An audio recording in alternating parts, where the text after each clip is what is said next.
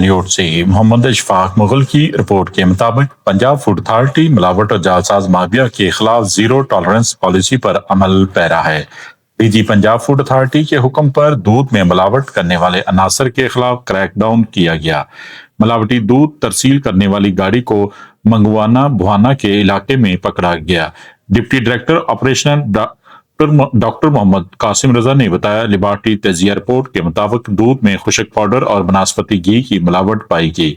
थाना बुआना में Punjab food authority की दफात के तहत मुकदमा दर्ज और गाड़ी हवाला पुलिस मुलजमान गिरफ्तार करवा दिए गए। दूसरी कार्रवाई में खुफिया इतला पर मुजरे सेहत मिठाई बनाने वाले कारखाने पर फूड सेफ्टी टीमों ने छापा मारा। इस दौरान मुआयना पंजाब फूड अथॉरिटी का लाइसेंस अदम मौजूद पाया गया। सफाई के इंतहाई नाकस इंतजाम दौरान मुआयना ममनुआ अज्जा के इस्तेमाल और कवानीन की संगीन खिलाफ वर्जी पर कारखाना सील कर दिया गया। 1 किलो से जायद ममनुआ अज्जा तलब भी कर दिए गए। शहरी भी अपने इर्द गिर्द नजर रखें, जहां कहीं मिलावट माफिया जालसाज पाई जाए फौरी इतला पंजाब फूड अथॉरिटी को दें। देखते रहिए GS न्यूज। इस वीडियो को लाइक करें, हमारे चैनल को सब्सक्राइब कर बेल आइकन जरूर प्रेस करें